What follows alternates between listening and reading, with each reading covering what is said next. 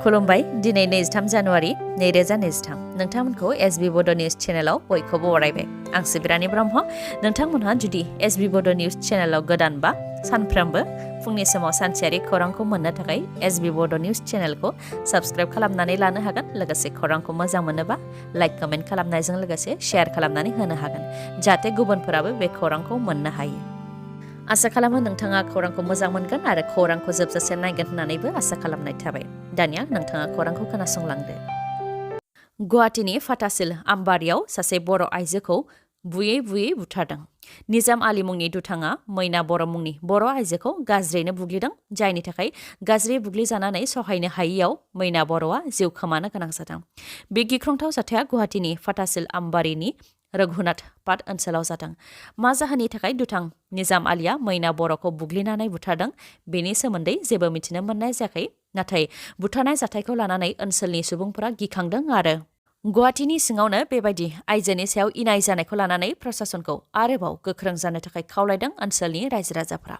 रिपर्टनि बायदिब्ला दुथां निजाम आलिखौ गुवाहाटी पुलिसआ दा हमबाय आरो मा जाहोननि थाखाय मैना बर'खौ इनाय बुग्लिनानै बुथारदों बेनि सोमोन्दै मिथिनो थाखाय नायबिजिरनाय हाबाखौ मावगासिनो दङ रिहेबिलिटेसननि थाखाय लिस्ट ओंखारनायाव बे खेबावबो एनडिएफबि नङै गोबां सुबुंफोरनि मुं फैनायनि असद होनानै एनडिएफबि आरडि ग्रुपनिफ्राय खौरांगिरि मेल खुंदों बिथांमोना फोरमायथिदों दि गुवाहाटीनि काहिलिपारा एसबि अफिसनिफ्राय मोनसे लिस्ट ओंखारदों नाथाय बे लिस्टआव सन्देह दं मानोना लिस्टआ आखाइजोंसो लिरनाय होननानै बुंथियो बिथांमोनहा आरो फोरमायथिबावदों दि आरडि ग्रुपनिया 289निया भेरिफिकेसन जाखानायमोन नाथाय 170नि लिस्टआल' ओंखारदों माखासेया बहा थांखो होननानै सोंथि खालामो बिथांमोनहा आरो लिस्टआव 35% एनडिएफबि नङै सुबुंफोरनि मुङा हाबदेरदों होननानैबो फोरमायथियो बिथांमोनहा फोरमायथिनाय बायदिब्ला महल मालिक ठिकादार आरो टावार मालिकफोरनि मुङा रिहेबिलिटेसननि फारिलाइयाव हाबदेरदों आरो बिथांमोना जुदि रिहेबिलिटेसनखौ मोनमारोब्ला केस होजानो थाखाय थाग थियारि जाहोनानै बुंथियो आरो बिथांमोननि हेंथायै आर्टिकेल 232/420नि गेजेरजों केस होनाय जागोन आरो बेनि थाखाय उकिलजोंबो सावरायनाय जाखाबाय होननानै बुंथियो बिथांमोनहा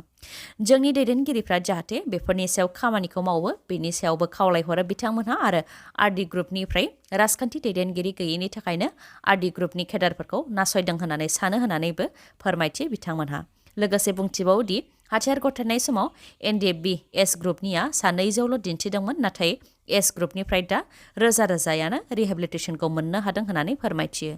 बेनि अनगायैबो जायफोर एनडिएफबिफोरनिया भेरिफिकेसन जानायनि उनावबो थालांनो गोनां जादों बिथांमोनहा जाहाथे जयैनो खामानिखौ मावलायो बेनि थाखायबो खावलायहरो आरडि ग्रुपनिफ्राय सिडली सार्कल अफिसाव लाट मण्डल जर्ज हाज'वारिखौ मा जाहोननि थाखाय सिडली बियाबनि एमएलए जयन्त बसुमतारीया बुग्लिनाय बिनि सायाव जर्ज हाज'वारि बिथाङा गुवारै फोरमायथिदों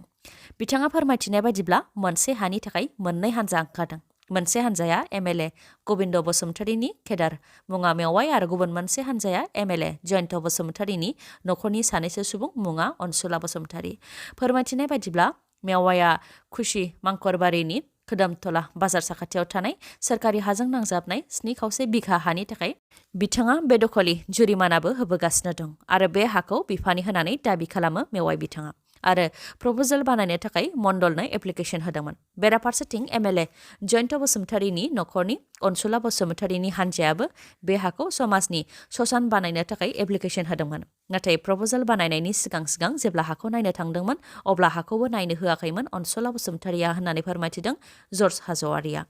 आरो एमएलए गबिन्द बसुमतारीनि केडार मेवाइनि प्रप'जालखौ पेन्डिं खालामनानै दोननो थाखाय एमएलए जयन्त बसुमतारीया बुंथिहरदोंमोन बे लेखायैनो मेवाइनि प्रप'जालखौ पेन्डिं खालामनानै दोननाय जाबायमोन नाथाय गबिन्द बसुमतारीया प्रेसार हरनायलाय आरो सार्कल अफिसारा बिथोन होनायलाय मेवाइनि प्रप'जालखौ थागथियारि खालामनायनि उनाव सिरियाल नाम्बारनि थाखाय कम्पिउटाराव एन्ट्रि खालामबायमोन बेखौ मिथिनायनि उनावनो एमएलए जयन्त बसुमतारीया सार्कल अफिसाव फैनानै सार्कल अफिसारनि खथायाव हाबनानै दरजा फांथे होनानै जाथायनि सायाव सोंनाय फिननाय लादोंमोन बेनि उनावनो एमएलए जयन्त बसुमतारीया रागा जोंनानै चेयारखौ दैखांनानै खुबैनो नागिरदोंमोन आरो चेयारजों थुज्राद खालामनानै खर' मोखां आरो मोदोमाव सौग्लिदों जायनि थाखाय इन्जेक्सन लानो गोनां जादों होननानै फोरमायथिदों जर्ज हाज'वारि बिथाङा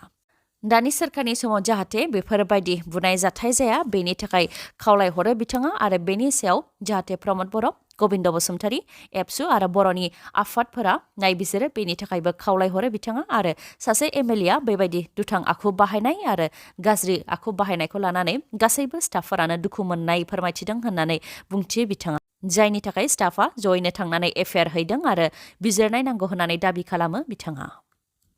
हाग्रा बिफाननि साख्रिनि थाखाय आसाम सरकारा एडभार्टाइज फोसावदों गुबुन गुबुन पस्टआव गासै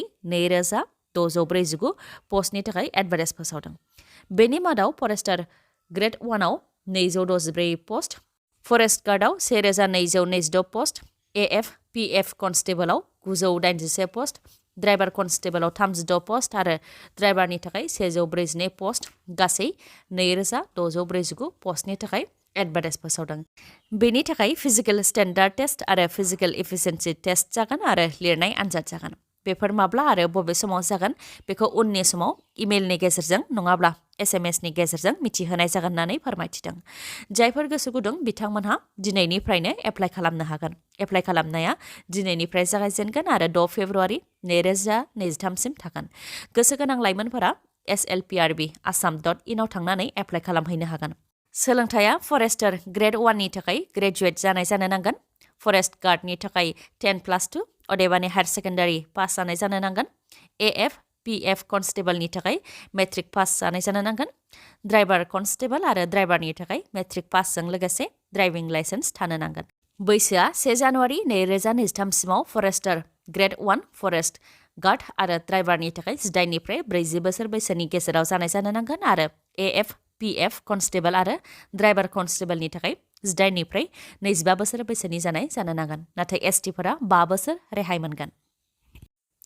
क'क्राझारनि आरएनबि सिभिल हस्पिटालखौ मेडिकेल कलेजाव लांनो नागिरनायनि हेंथा खालामनानै सानफ्रोमबो ओंखारबोदों रायजो राजाफोरजों लोगोसे गुबुन गुबुन आफाद आरो राजखान्थि दैदेनगिरिफ्रा आरएनबि देहा फाहामसालिखौ जेराव दं बेयावनो दोनफिननो थाखाय बारग' मन्थ्रि प्रमिला रानी ब्रह्मआबो ओंखारबोदों बिथाङा बुंथिदों दि रुपनाथ ब्रह्मआ बिफानि समनि भारत उदांस्रिनि थाखाय दावहा नांनाय सासे जोंनि दैदेनगिरि बेनि अनगायैबो आरएनबि सिभिल हस्पिटाला डिस्ट्रिक्ट हेडक्वार्टाराव थानाय गंसे देहा फाहामसालि बेनिखायनो आरएनबि देहा फाहामसालिखौ बेबायदिनो थानो हो आरो मेडिकेल कलेजखौ मेडिकेल कलेज बायदियैनो थानो हो होननानै बुंथिदों प्रमिला रानी ब्रह्म बिथाङा लोगोसे फोरमायथिबावदों दि आरएनबि देहा फाहामसालिखौ बेबायदिनो थानो हो होननानै प्रमद बर'खौ लोगो मोननानै बुंथिनायाव सिनियरा अदेबानि गागिफ्रा बेबायदि बुंनो समाया आरो मेडिकेल कलेजखौ नोंसोरनो लाबोदों होननानै प्रमद बर'आ उल्थायैसो बुंलांदों होननानै फोरमायथियो प्रमिला रानी ब्रह्मआ आमेरिकायाव सरासनस्रा सुबुंफोरनि सायाव गुलि गावग्लुंनाय जाथाया जाफ्लेबाय थायो आमेरिकानि लस एन्जेलिसनि मन्टेरी पार्कआव फिन गुलि गावग्लुंनाय जाथाय गुलि गावनायजों 10 जिउ खहा आरो 10 जोखोम जादों मन्टेरी पार्कआव लुनार निउ इयारनि रंजाफुबाय थानाय समावनो सासे सिनाय मोनै सुबुङा फैनानै जेरै हायो एरै गुलि गावग्लुंदों जायजों 10 जिउ खहा जादों आरो 10 जोखोम जादों जाथाय जानाय लोगो लोगोनो पुलिसा जाथायथिलियाव नुजाथिफैदों आरो जोखोम जानाय सुबुंफोरखौ देहा फाहामसालियाव फाहामथायनि थाखाय दैथायहरदों बेनि अनगायैबो गुलि गावग्रा सुबुङा माबायदिमोन बेनि सायाव सोंनाय फिननाय लानानै गंसे भेन गारिखौ हमनो मोन्दोंमोन नाथाय भेन सिङाव गुलि गावग्रा दुथां सुबुंखौ थैनाय हालोदाव बोखांनो हादों दुथां सुबुङा गावनो गावखौ बुथारनानै लादों ना गुबुन सोरबा दुथांखौ गावथारदों बेनि सायाव दासिमबो मिथिनो मोननाय जायाखै फोसावनाय गोदान बोसोरनि अफार फोसावदों मानास अट' श'रुमा नोंथांमोनहा गोदान बोसोरनि गोदान मटर साइकेल बायनो गोसो दंबा मानिकपुर पुलिस थानानि साखाथियाव थानाय मानास अट' श'रुमनिफ्राय मटर साइकेल आरो स्कुटिखौ बायनो हागोन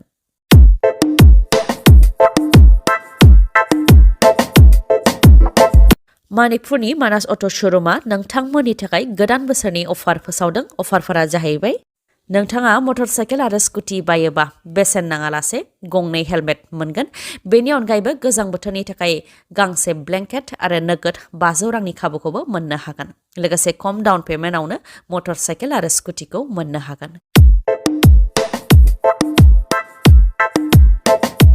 जायखिजाया कम्पानिनि मटर साइकेल आरो स्कुटिखौबो सोलायनो हानायनि खाबु दं मानास अट' श'रुमाव अब्ला नोंथाङा माखौथो नेबाय थाखो नोंथाङा मानास अट' श'रुमाव फैनानै गावनि साननायखौ जाफुंहोफैनो हागोन